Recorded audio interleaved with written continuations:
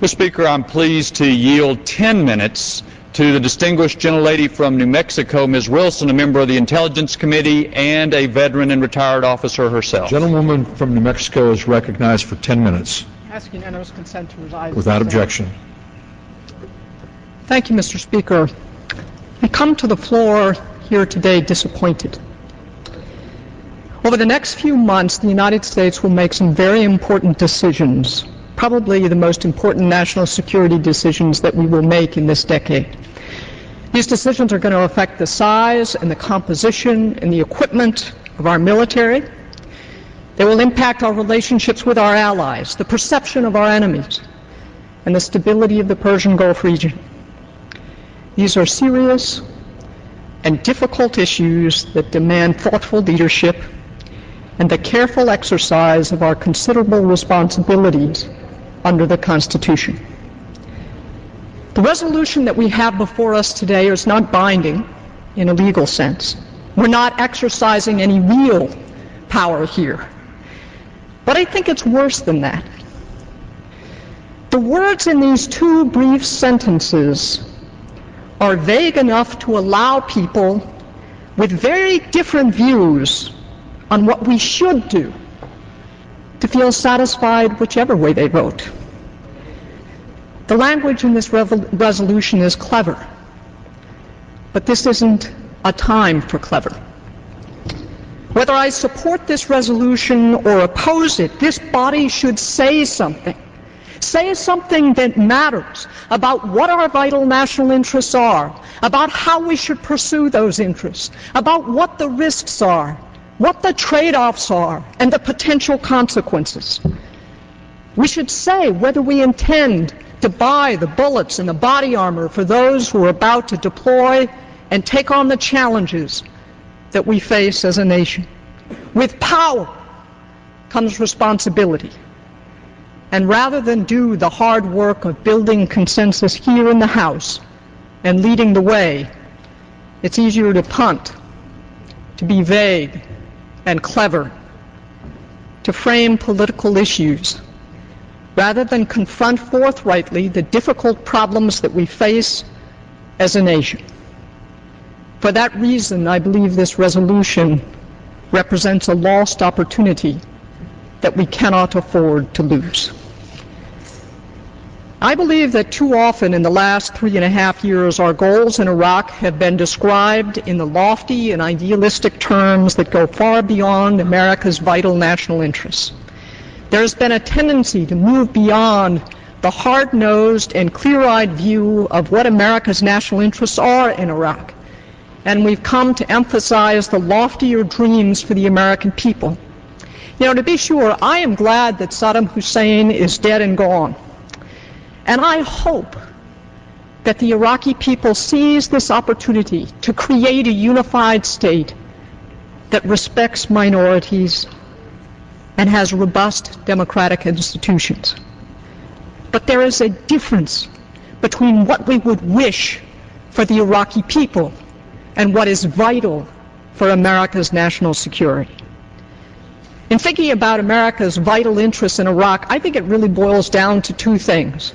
First, Iraq must not become a safe haven for Al-Qaeda. And second, Iraq must not be a source of instability in the region. These vital interests are actually quite narrow. Someone might argue that they are too narrow. But they're most notable for what they do not include. Perhaps most significantly, I don't believe that it is vital to America's national interest to stop all sectarian violence in Iraq. We admire our military because they are forward-leaning and can-do people. But in this instance, we cannot do for the Iraqis what they will not do for themselves. The President is sending an additional 20,000 troops to Iraq. The problem isn't the numbers. The problem is the mission and setting the conditions to be able to accomplish that mission. Some of these troops are going to Anbar, and I think that we do need to reinforce our troops in the Sunni heartland to fight Al-Qaeda and to make it less likely that they will be welcomed there for the long term. But I am skeptical about the Baghdad mission. Operation Together Forward, the effort to secure Baghdad last year, failed. The idea was to clear, hold, and build, but the Iraqi units did not show up in enough numbers to be able to hold what America had cleared. In the early days of this surge in Baghdad, there are too many indications that this will be happening again. The resolution we are considering this week contains only two thoughts. It is only 2 sentences long. First, that we oppose increasing troop levels in Iraq by 20,000. As I've said, I support increasing troops in Anbar, even though I am skeptical about the likelihood of success in Baghdad.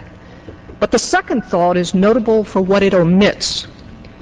The resolution says that this House will fund our soldiers and our veterans if they are there now or if they have been there before.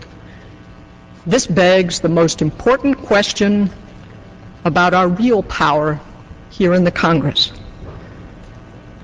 What about the 5 brigades of young Americans who are now preparing their families and packing their gear to deploy?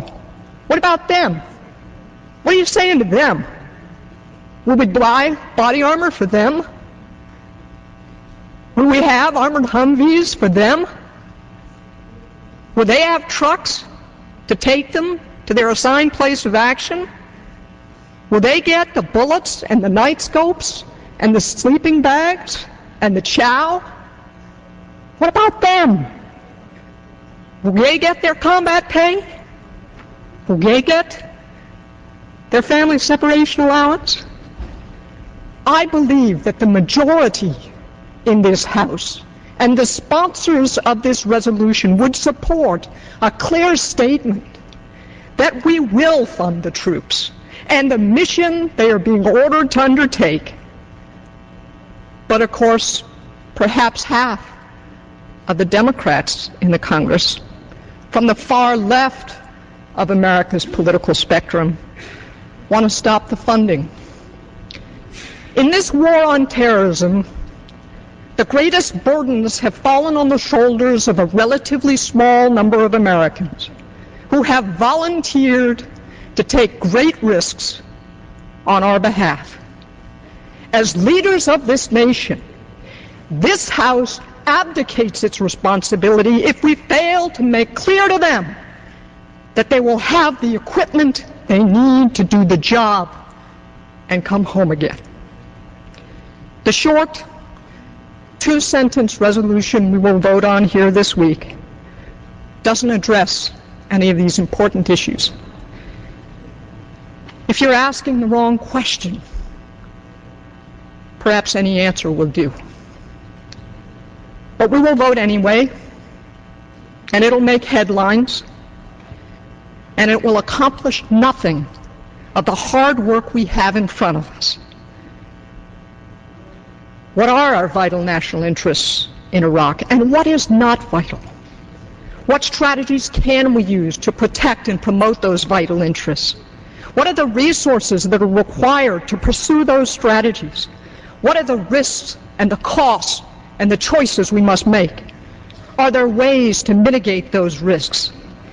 These are the important questions, and in this short 2-sentence resolution, they remain unresolved, leaving the House with nothing very important to say about what matters to America and what we should do. I've made my position clear in ways that this resolution fails to do. I'll seek to provide leadership in this House to address these important questions, to influence this administration, and to focus on what is vital to America. It is for these reasons that I must oppose the resolution in front of us today, and I yield the balance of my time.